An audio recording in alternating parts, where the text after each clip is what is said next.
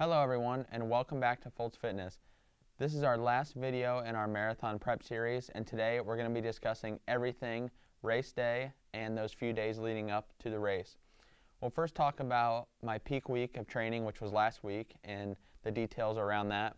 And then we're going to dive into my race kit, what I'm going to be wearing, the gear I'm going to be using on race day, and then we'll discuss a little bit about my fueling strategy, my carb load leading up to the race, tapering, and then morning of fuel and mid-race fuel as well. So let's get into it. So peak week just wrapped up for me. I ran 70 miles last week. I ran 10 miles, and then I ran a speed day of about 12 miles, and it was broken up into two sessions. I did 10 miles of speed and then 2 miles easy later in the day. And then I ran 11 miles on Wednesday, easy miles, and then on Thursday I ran an easy 7 or 8, and then my long run, my peak workout was 22 miles, and I ran 14 of those miles at marathon pace, and I actually hit a 7:37 pace for those 14 miles, which was really good, and we're definitely coming in fitter to this race than we need to be. For sub 3:30, we need to run slightly under 8-minute pace, and I'm absolutely crushing those splits, so I'm super confident heading into race day. And then on Saturday we wrapped up peak week with 8 easy miles to cap off a 70-mile week and my biggest training week in my running history, which was really good.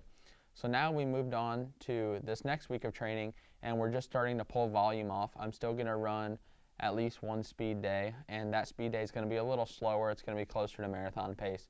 So nothing crazy in training. We're going to run about 40 miles this week, and then next week we'll dive into a full taper, which I'll probably run no more than 20 miles, and I'll add in another rest day or two to get my legs feeling fresh and ready to go for the marathon on April 28th.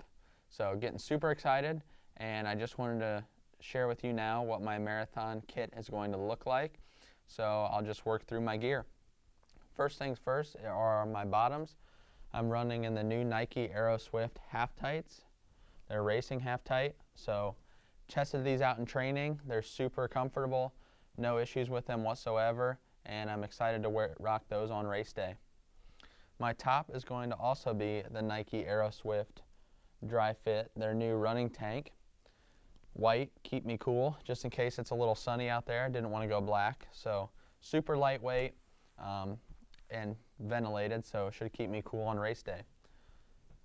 I'm going to be rocking some Nike arm sleeves if the temperature is a little bit cooler, which there's a chance it could be in the mornings. So we have the arm sleeves just in case, just depending on race day temperature and what that looks like. Socks, I'm going to be rocking the Features. I think these are ultralight cushioning socks. So I've tested these in my training with my shoes that I'm going to get into here in a second, but these socks have been great. I love Features socks. I pretty much run all my runs in Features, and generally I'm a heavier cushion guy, but going with lighter cushion for the marathon because they fit better in these shoes. Now, the shoes. The Nike Vaporfly 3s is what I'm running the Glass City Marathon in. I am absolutely loving these things. I did a shoe review or shoe rotation video earlier on in this marathon prep series, so I'll link that video here so you can check that out if you wish. But these shoes I've ran in 2 to 3 times now. I ran my peak workout in them, and I am absolutely loving them. The responsiveness, the cushioning, everything about them has been great. I was a little bit worried about the midfoot support in these that seemed a little narrow when I first got them, but I've loved them. I mean, I've had no issues with them. Got the full carbon fly plate in here. Super responsive shoes, super ventilated on the top. I mean, you can practically see through the top of the shoes. So I've had no complaints with these. The laces are good, they hold true, and I'm super excited to rock these on race day. Then I'm just rocking a hat, just BPN hat, representing the supplement company I like to use. But yeah, that's my marathon race kit. And now let's dive into supplementation and what that looks like on race day. So before I get into supplementation on race day, I want to talk to you a little bit about my carb load strategy leading up to race day. So I'll start increasing my carbohydrate intake the Wednesday before the race. So that'll give me 4 full days, and then obviously race morning to carb up. And the reason we carb load is to replace glycogen stores in the muscles, make sure we top off all those stores and give our muscles the best chance to replenish and give our body some carbohydrates, some glucose to tap into on race day when we start putting out a big effort. So I'll start increasing my carbs on Wednesday, probably somewhere between 350 to 450 on Wednesday, and then slightly increasing each day after that. So probably topping off at about 550 to 600 grams on Saturday, and probably Friday as well. So we're going to make sure we carb load, get those carbs in, and give ourselves the best chance to succeed on race day. In addition to those carbs, I'm also going to be focusing on my sodium intake.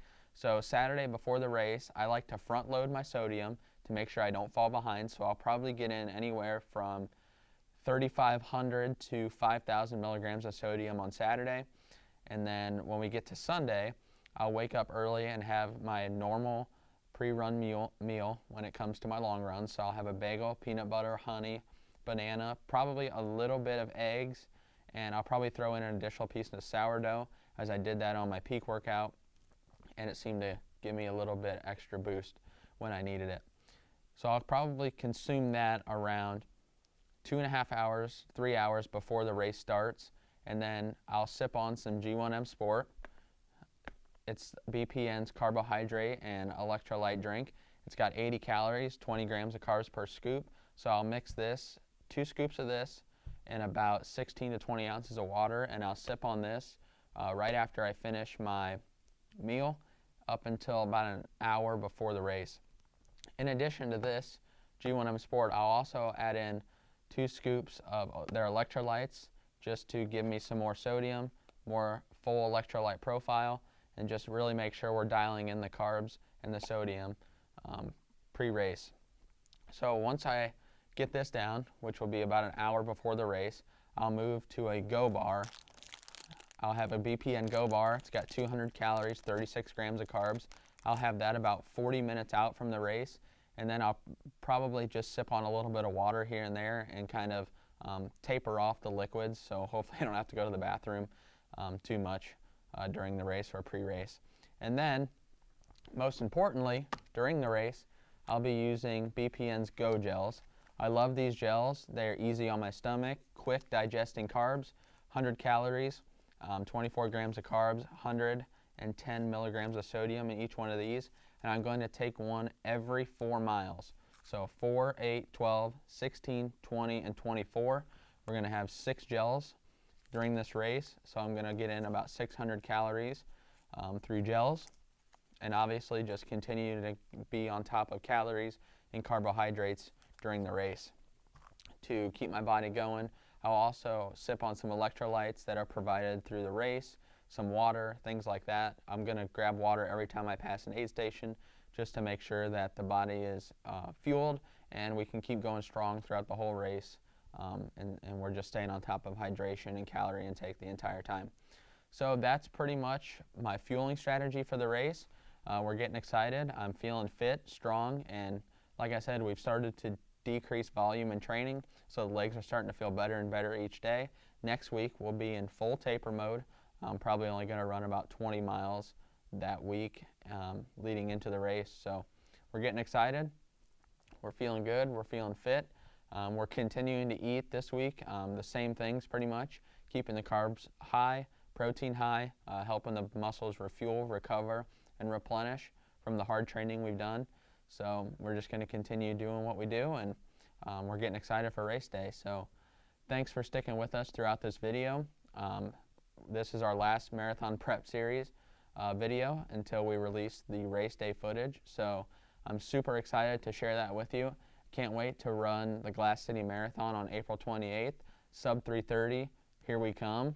I'm feeling good, feeling strong, feeling healthy, which is always good. And I encourage you to like this video and subscribe to our channel so you don't miss out on any of the action coming up here in the next few months, because we got some awesome stuff coming at you.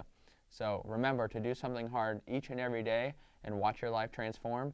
I'm Hunter Foltz, and I'll see you in the next one at Glass City, sub 3:30. Let's go.